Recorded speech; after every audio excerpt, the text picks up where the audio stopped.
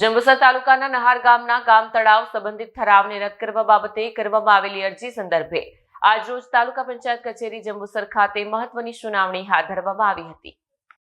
જંબુસર તાલુકાના નહાર ગામના ગામ તળાવ સંબંધિત ઠરાવને રદ કરવા બાબતે કરવામાં આવેલી અરજી સંદર્ભે આજરોજ તાલુકા પંચાયત કચેરી જંબુસર ખાતે મહત્વની સુનાવણી હાથ ધરવામાં આવી હતી। આ સુનાવણી તાલુકા વિકાસ અધિકારી હાર્દિકસિંહ એમ રાઠોડના અધ્યક્ષસ્થાને યોજવામાં આવી હતી।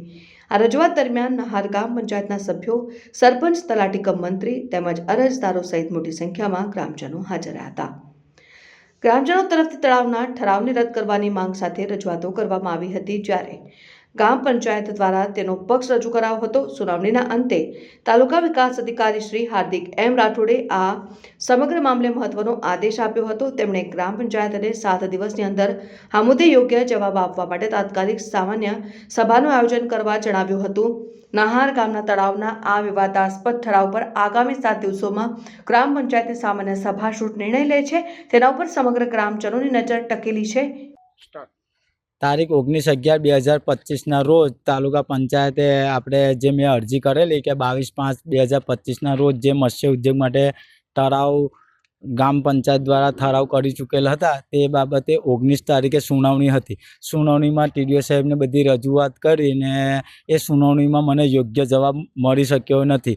તે માટે અમે હજુ આગળ જતાં ઉગ્ર આંદોલન કરીશું અને યોગ્ય જવાબ મળશે। ટીડીઓ સાહેબે અગાઉ સંભા અને દેગામનું તળાવ મત્સ્ય ઉદ્યોગમાં હતું, એ રદ થઈ શકતું હોય તો નહાર ગામનું તળાવ કેમ રદ ન થઈ શકે?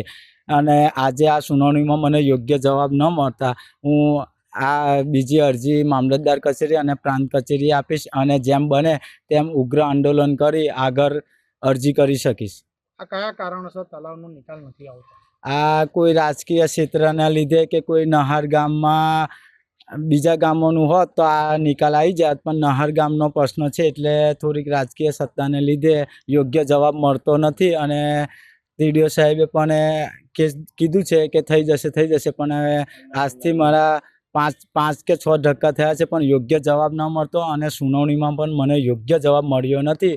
તેથી હું હજુ ઉગ્ર આંદોલન કરીશ અને ગામ લોકોનો પણ વિકટ પ્રશ્નો છે। ગામ લોકો પણ ખૂબ મોટી સંખ્યામાં સુનાવણીમાં હાજર રહ્યા અને ગામ લોકોને જોતા ટીડીઓ સાહેબ તરફથી કોઈ પદ્ધતિ યોગ્ય મળ્યો નથી એવી આશા।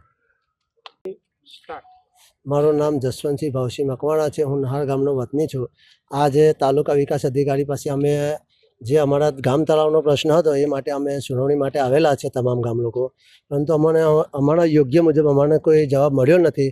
અમારા ગામની અંદર આજ દિન સુધી ગામ સભાઓ અત્યાર સુધી સમરસ ગામ પંચાયતમાં ચૂંટણી થઈ છે, પરંતુ કોઈ ગામ સભા અત્યાર સુધી કોઈ થઈ નથી। અમારા ગામમાં પાણીનો પ્રશ્ન છે એક મોટામાં મોટો, કે અમારા ગામમાં આરોગ્ય ખાતું આવી ગયું છે, પાણીના ટીડીએસ ચેક કર્યા છે, 850 ટીડીએસ આવે છે, અમારું પાણી પીવાલાયક નથી। ગામ તળાવના લીધે ગામના ખાડ કૂવા ઉભરાઈ આવેલા છે। ગામમાં ઘણી આવી નાની મોટી સમસ્યાઓ છે। ગામમાં ઘણા લોકોને રોગ થયેલા છે, પરંતુ આ બધું જોતાં પણ કોઈ અધિકારી અમને કોઈ સાચો જવાબ આપી શકતા નથી। કેટલી સંડાસની કુવાડીઓ, કેટલી ખોઈ ગયો અને કેટલી ભરાઈ જાય અને અત્યાર સુધી મેં 5 વખત કુવાડી ખાલી કરી। એક કુવાડી ખાલી કરા 2425 રૂપિયા હું આપું છું, 3200 રૂપિયા, અને તે આટલી કુવાડી ખોઈ દે, હજુ આટલી ખોડવાની ભાઈ એટલું તમે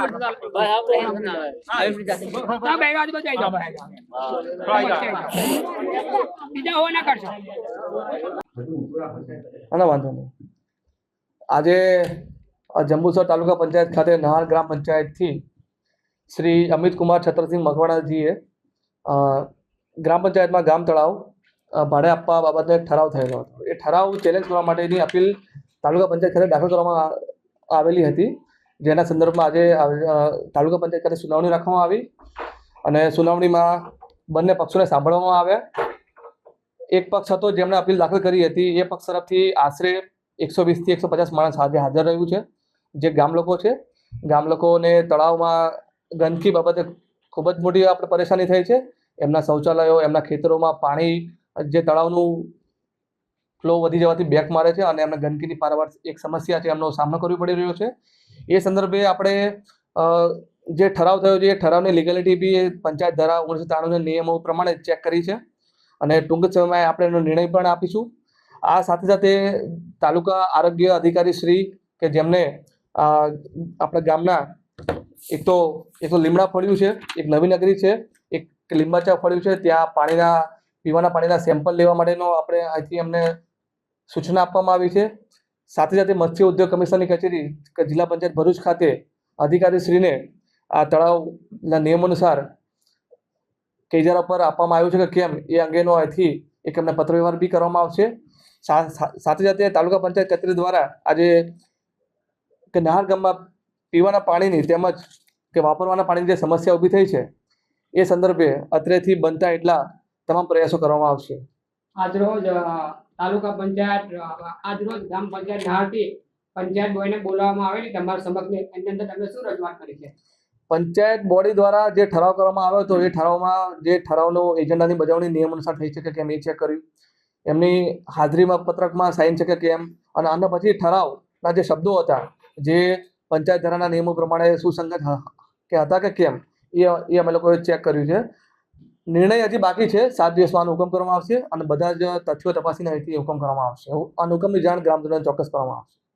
વિડીયો જર્નાલિસ્ટ વિવેક પટેલ સાથે સત્યા ટીવી ન્યૂઝ જંબુસર.